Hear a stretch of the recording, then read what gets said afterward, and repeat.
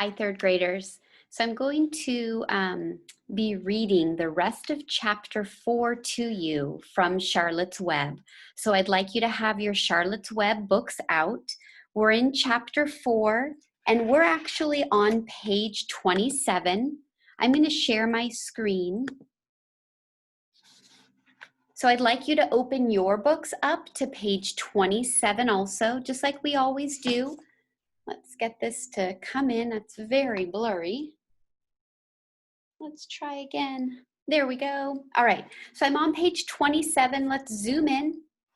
And chapter 4, let's step back a quick sec, is called Loneliness. Remember we talked about these Roman numerals? 5 is a V, and then with a 1 in front of it, it's like 5 minus 1. So this is the Roman numeral for 4. All right, so loneliness. Remember, it's raining, and Wilbur was talking about all of his plans for the day on the farm. They were all ruined.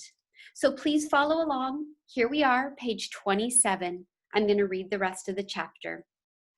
Okay, I'll step back a tiny bit. For a while, he stood gloomily indoors. Then he walked to the door and looked out. Drops of rain struck his face. His yard was cold and wet. His trough had an inch of rainwater in it. Templeton was nowhere to be seen. "Are you out there, Templeton?" called Wilbur. There was no answer. Suddenly, Wilbur felt lonely and friendless. "One day, just like another," he groaned. "I'm very young. I have no real friend here in the barn. It's going to rain all morning and all afternoon, and Fern won't come in such bad weather." Oh, honestly, and Wilbur was crying again, for the second time in 2 days. At 6:30, Wilbur heard the banging of a pail. Lurvy was standing outside in the rain, stirring up breakfast. "Come on, pig," said Lurvy. Wilbur did not budge. Lurvy dumped the slops, scraped the pail, and walked away. He noticed that something was wrong with the pig. Wilbur didn't want food. He wanted love. He wanted a friend, someone who would play with him. He mentioned this to the goose, who was sitting quietly in a corner of the sheepfold. "Will you come over and play with me?" he asked. "Sorry, Sonny, sorry," said the goose. "I'm sitting on my eggs, 8 of them. Got to keep them toasty warm. I have to stay right here. I'm no fibberty-ibberty-gibbet. I do not play when there are eggs to hatch. I'm expecting goslings." "Well, I didn't think you were expecting woodpeckers," said Wilbur bitterly. Wilbur next tried one of the lambs. "Will you please play with me?" he asked. "Certainly not," said the lamb. "In the first place, I cannot get into your pen, as I am not old enough to jump over the fence. In the second place, I am not interested in pigs. Pigs mean less than nothing to me." "What do you mean, less than nothing?" replied Wilbur. "I don't think there is any such thing as less than nothing. Nothing is absolutely the limit of nothingness. It's the lowest you can go. It's the end of the line. How can something be less than nothing? If there were something that was less than nothing, then nothing would not be nothing. It would be something, even though it's just a very little bit of something. But if nothing is nothing, then nothing has nothing that is less than it is." Oh my goodness, that was quite crazy, wasn't it? "Oh, be quiet," said the lamb. "Go play by yourself. I don't play with pigs." Mean little lamb, there he is.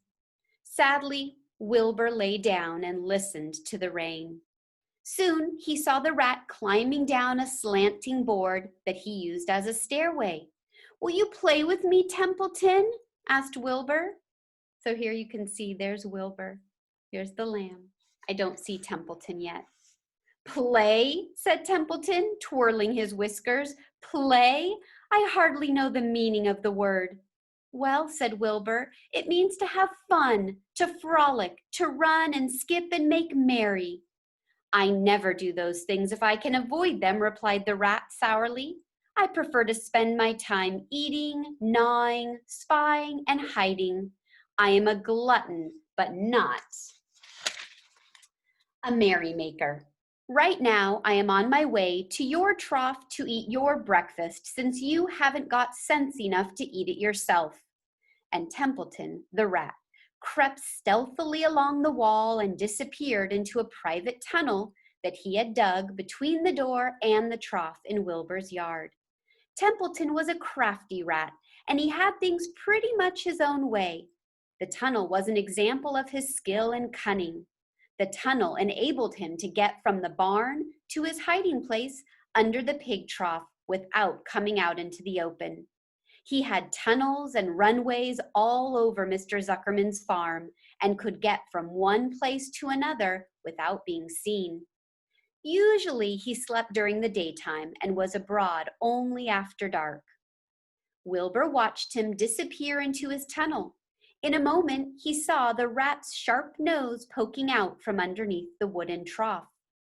Cautiously, Templeton pulled himself up over the edge of the trough. This was almost more than Wilbur could stand. On this dreary, rainy day, to see his breakfast being eaten by somebody else.